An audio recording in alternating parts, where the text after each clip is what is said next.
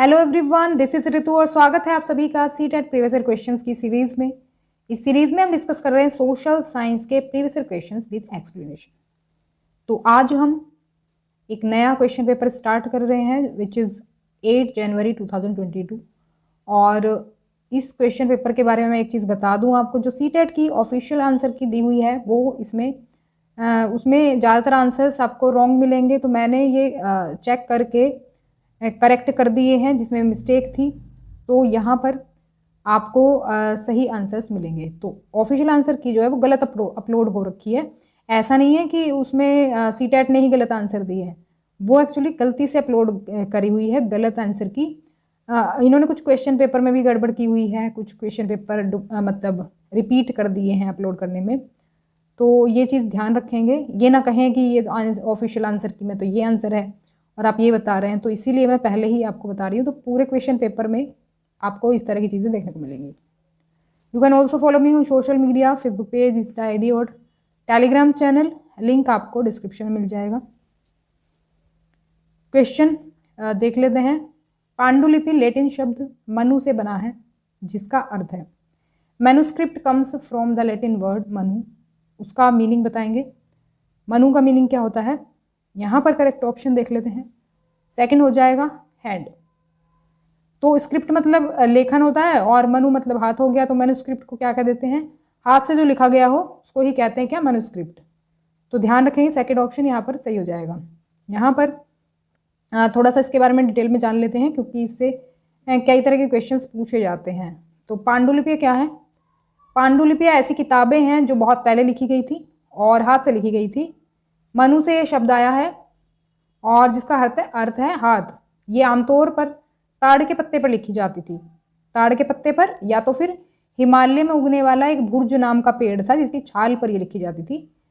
तो ताड़ के पत्तों को पन्नों में काटा गया और किताबें बनाने के लिए एक साथ बांधा गया। तो जो ताड़ के पत्ते होते थे, अब जैसे आजकल कॉपीज बनाई जाती हैं ना अलग अलग पेज जोड़ करके, वैसे ही तब उस टाइम पर ताड़ के पत्तों को पन्नों में काट करके किताब इस तरह से बनाई जाती थी। थोड़ी और डिटेल्स देख लेते हैं। देखो मैंने आपको जो बोला भुर्ज नाम के पेड़ की छाल, यहाँ पर आप देख रहे हैं पेड़, इसकी छाल को भी यूज़ करते थे मैन्युस्क्रिप्ट के लिए। तो अभी सवाल ये आता है कि क्या ये जो मैन्युस्क्रिप्ट्स हैं आज भी अवेलेबल हैं। तो इनमें से देखो बहुत ही कम मैन्युस्क्रिप्ट्स हैं जो कि अवेलेबल हैं। कितनी सारी जो मैन्युस्क्रिप्ट्स थी वो उनको कीड़े खा गए। अब क्योंकि आप जानते ही हैं जो लकड़ी है उसमें कीड़ा लग ही जाता है। अब जो संभाल करके रखी गई थी वो बची हुई हैं, जैसे कि आपको मिल जाएंगी मंदिरों में या फिर मठों में कुछ जो संरक्षित की गई थी, तो वो आपको आज भी अवेलेबल मिल हो जाएंगी। लेकिन कुछ मतलब ज़्यादातर कहें तो नष्ट ही हो गई है।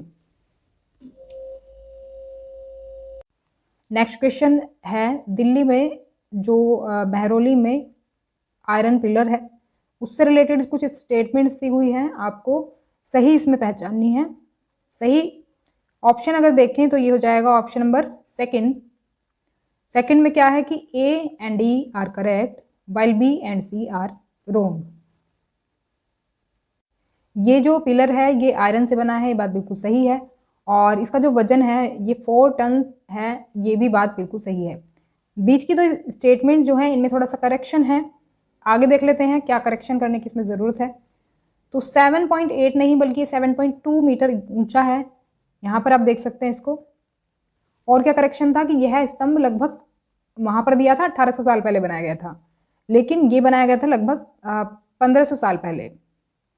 तो यहाँ पर अगर बात करें तो ये तिथि हम कह सकते हैं कि ज्ञात है, ऐसा नहीं है कि अनुमान लगाया जा रहा है, क्योंकि स्तंभ पर एक शिलालेख है जिसमें चंद्र नामक शासक का उल्लेख है जो संभवतः है गुप्त वंश का था। तो ऐसा कहा जाता है कि चंद्र नाम का जो ये रूलर था वो गुप्त वंश का था, तो उसी के हिसाब से टाइम पीरियड माना गया है 1500 साल पहले का। तो जो इसमें सबसे विचित्र बात है, मतलब एक हैरान करने वाली बात है, वो ये है कि इन सभी वर्षों में इसमें जंग नहीं लगी है। जहां आज आप देखें लोहे में जंग लग जाती है बिल्कुल थोड़ा बहुत भी पानी के कांटेक्ट में अगर आता है वो, लेकिन ये इतने सालों से वहाँ पर है और इसमें जंग तक नहीं लगी है। तो मतलब ऐसी चीज़ें पुरानी अवेलेबल हैं आज भी, जो कि देखी जाए तो आज के कंपैरिजन में कई गुना उनका स्टैंडर्ड होता है। आगे देख लेते हैं। हर्षवर्धन के दरबार में समय बिताने वाला विदेशी तीर्थयात्री था। ये तो आप सभी जानते होंगे। और ये हो जाएगा ऑप्शन नंबर सेकंड, वेनसांग। तो सेकंड ऑप्शन यहाँ पर करेक्ट हो जाएगा। इसने लगभग 15 साल भारत में बिताए थे, तो ये हर्षवर्धन के दरबार में इसने टाइम स्पेंड किया था। नेक्स्ट क्वेश्चन है, महापाषाण को चिन्हित करने के लिए खड़ा किया गया था, मतलब किसको चिन्हित करने के लिए खड़ा किया जाता था, मेगालिथ्स को या फिर महापाषाण को। तो महापाषाण में आपको बता दूं, बड़े बड़े पत्थर होते थे ये, और किस चीज़ को मतलब चिन्हित करने के लिए, मार्क करने के लिए ये रखे जाते थे, ये हमसे पूछा है। और सही ऑप्शन अगर हम यहाँ बताएं तो हो जाएगा ऑप्शन नंबर 4, ये हो जाएगा दफन स्थल, ब्यूरल साइट्स।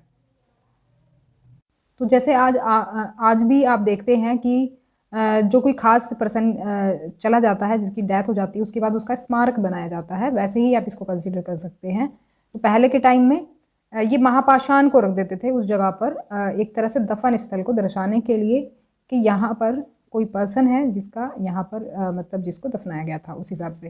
तो फोर्थ ऑप्शन यहाँ पर सही हो जाएगा। नेक्स्ट क्वेश्चन है, जीवन कष्टों और दुख से भरा है, ऐसा इसलिए है क्योंकि हम लालसा और इच्छाओं से प्यार करते हैं जो अक्सर पूरी नहीं होती हैं। तो ये सिद्धांत किसने दिया है? तो आज भी आप देखें ऐसा ऑलमोस्ट होता ही है, जो हमारी इच्छाएं होती हैं उसी की वजह से हम दुखी रहते हैं। तो यहाँ पर सही ऑप्शन की बात करें तो हो जाएगा ऑप्शन नंबर 3, गौतम बुद्ध ने ये कहा था कि जीवन जो है कष्टों और दुखों से भरा है, जो कि हमारी इच्छाएं जो होती हैं उसकी वजह से ही होता है हमें। तो आगे बढ़ते हैं, नेक्स्ट क्वेश्चन देख लेते हैं। संघ के संबंध में निम्नलिखित में से कौन सा कथन सत्य है? यहाँ पर 4 ऑप्शंस में से आपको सही चुनना है इसमें, और सही ऑप्शन हो जाएगा ऑप्शन नंबर 2। उन्हें भोजन के लिए भीख मांगने के लिए शहरों और गाँव में जाना पड़ता था। तो ये बात बिल्कुल सही है।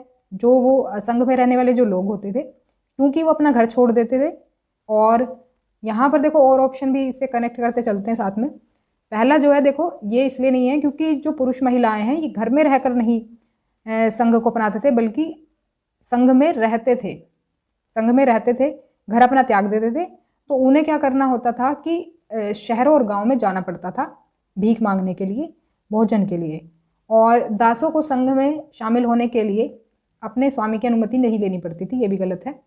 कोई दास होता था तो उसको अपने स्वामी की, यानी कि जो मालिक होता था उसकी परमिशन लेनी होती थी, और जो महिलाएं थी उनको अपने पति की अनुमति लेनी होती थी संघ में शामिल होने से पहले। तो यहाँ पर पहला जो सेकंड है वो सही हो जाएगा। नेक्स्ट क्वेश्चन झूम खेती के बारे में है, और यहाँ पर 2 विकल्प दिए हुए हैं, इसमें से आप सही चुनें।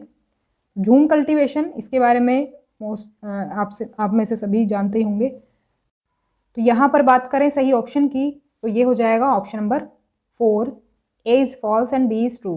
देखो ए जो है गलत है स्टेटमेंट। यहाँ पर क्या दिया है कि झूम खेतिहरों को बसाने का ब्रिटिश जो एफर्ट था वो सफल रहा।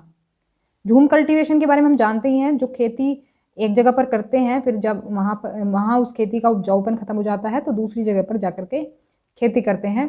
तो अब ब्रिटिशर्स क्या चाहते थे कि ये लोग जो है एक जगह सेटल हो जाएं, इस तरह से भटके ना जगह जगह। लेकिन इसमें हुआ क्या कि जब ब्रिटिशर्स ने इस पर रोक लगाई तो लोगों ने प्रोटेस्ट किया, इसके लिए जो है आंदोलन किए। तो थक कर के ब्रिटिश सरकार को अपना ये फैसला वापस लेना पड़ा, और इन्होंने जंगल के कई जगह पर जो है इनको परमिशन दे दी झूम कल्टीवेशन की। और सेकंड जो है ये है तो सफल नहीं रहा, इसलिए ये स्टेटमेंट गलत है। उत्तर पूर्वी भारत में झूम खेतिहरों ने पारंपरिक पद्धति का अभ्यास करने पर जोर दिया, ये बात बिल्कुल सही है।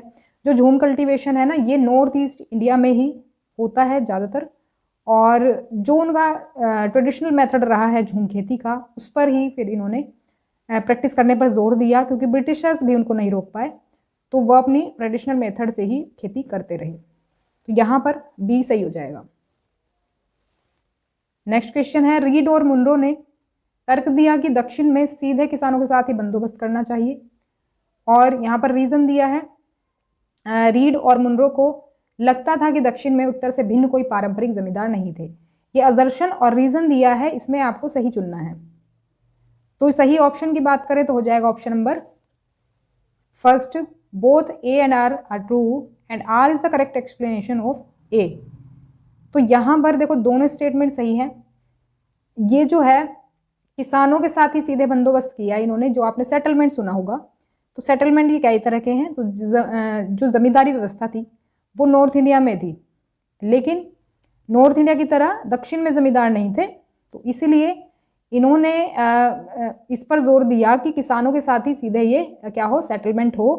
तो सीधे किसानों के साथ ही सेटलमेंट हुआ, जिसे कि रेयतवाड़ी प्रथा के नाम से जाना जाता है। जो किसानों के साथ ही डायरेक्ट होता था ये बंदोबस्त। इसमें किसान ही जो है मालिक होते थे, लैंड ओनर्स होते थे, और उन्हीं से जो है टैक्स वगैरह जो भी लिया जाता था डायरेक्ट उन्हीं से लिया जाता था। तो कोई जमींदार नहीं थे साउथ में, इसी वजह से ये सेटलमेंट किया गया।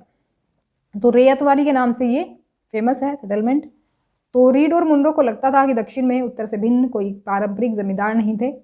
तो ये बात बिल्कुल सही है, इसीलिए ये कहा गया था कि किसानों के साथ ही डायरेक्ट बंदोबस्त करना चाहिए। तो यहाँ पर दोनों ही सही है और एक्सप्लेनेशन भी सही है। नेक्स्ट क्वेश्चन में 3 स्टेटमेंट्स दी हुई हैं, सही हमें पहचानना है। सही की बात करें तो ऑप्शन नंबर 3 सही हो जाएगा। Only A and C are correct. तो यहाँ पर देखो ए और सी सही है। ए को अगर हम देखें तो यह भोपाल की बेगमों ने अलीगढ़ में लड़कियों के लिए प्राथमिक विद्यालय की स्थापना की, ये बात बिल्कुल सही है। भोपाल की बेगमों की बात करूं तो ये 4 बेगमें थीं जिन्होंने रूल किया था भोपाल पर। प्रिंसली स्टेट था ये, तो यहाँ पर 4 बेगम थी, काफ़ी पावरफुल थी। तो उन्होंने ही ये प्राइमरी स्कूल्स खोले थे अलीगढ़ में लड़कियों के लिए। तो यहाँ पर पहला स्टेटमेंट सही है। बी जो है यहाँ पर दिया है कि पंडित रमाबाई ने स्त्री पुरुष तुलना नामक एक पुस्तक प्रकाशित की, तो ये गलत है। ये पंडिता रमाबाई ने नहीं बल्कि ताराबाई शिंदे ने करी थी ये वाली बुक। ये वाली बुक की रचना ताराबाई शिंदे ने की थी। सी जो है वो है बेगम रुकैया सखावत हुसैन ने पटना में मुस्लिम लड़कियों के लिए स्कूल शुरू किया, तो ये बात बिल्कुल सही है। बेगम रुकैया सखावत ने पटना में और कैलकाटा में स्कूल शुरू करे थे। तो कैलकाटा यहाँ दिया नहीं है, तो मैं बता देती हूँ, जो कि पूछा जाता है ये क्वेश्चन, पहले पूछा गया था। लेकिन आप बुक में देखेंगे ना तो पटना वहाँ पर आपको कहीं मेंशन नहीं मिलेगा, लेकिन पटना और कैलकाटा 2 जगह इन्होंने किए थे। तो ध्यान रखेंगे इस चीज़ को। नेक्स्ट क्वेश्चन है, निम्नलिखित में से कौन सती प्रथा के विरुद्ध एक दलील है? तो यहाँ पर अगर मैं बात करूँ सती प्रथा के विरुद्ध एक दलील की, तो देखो मैं आपको बता दूँ ये क्वेश्चन है क्या, समझ नहीं पाएंगे कुछ लोग इसे। कुछ तो तर्क दिए गए थे सती प्रथा के समर्थन में।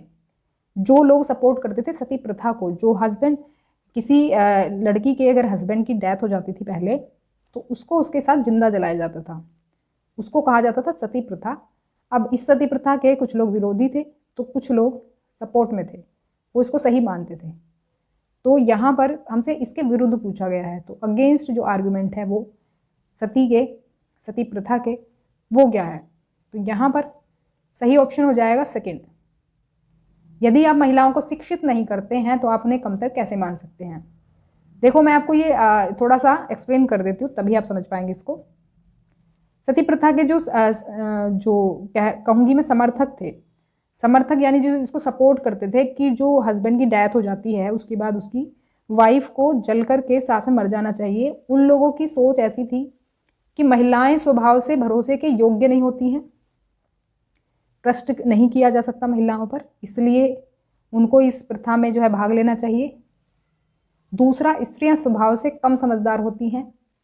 और ये जो एक और स्टेटमेंट दी हुई है वो है, कई महिलाएं अपने पति की मृत्यु पर उनके साथ जाने की इच्छुक हो जाती हैं, तो इसलिए उनको भेज देना चाहिए उनके साथ ही। तो ये हैं जो समर्थक थे सती प्रथा के, उनके कही हुई बातें। लेकिन जो इसके विरोधी हैं वो कहते हैं कि अगर आप महिलाओं को एजुकेट नहीं करते हैं तो आप उनको इन्फीरियर कैसे समझ सकते हैं? जो ये स्टेटमेंट दी हुई है ना, यहाँ पर कहा गया ना कि कम समझदार होती हैं, भरोसे की योग्य नहीं होती हैं, तो आप ऐसा कैसे कह सकते हैं अगर आप उनको एजुकेट नहीं करते हैं? तो यहाँ पर सेकंड स्टेटमेंट करेक्ट हो जाएगी, जो कि इसके विरुद्ध दलील दी गई है।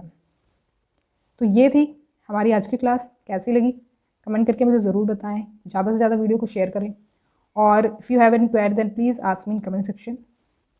वीडियो को लाइक ज़रूर कर दें, शेयर भी कर दें, और सब्सक्राइब कर लें चैनल को, जिससे कि आपको सभी नोटिफिकेशंस मिलते रहें। तो मिलते हैं नेक्स्ट क्लास में, तब तक के लिए stay connected and keep watching study more knowledge. Thanks for watching.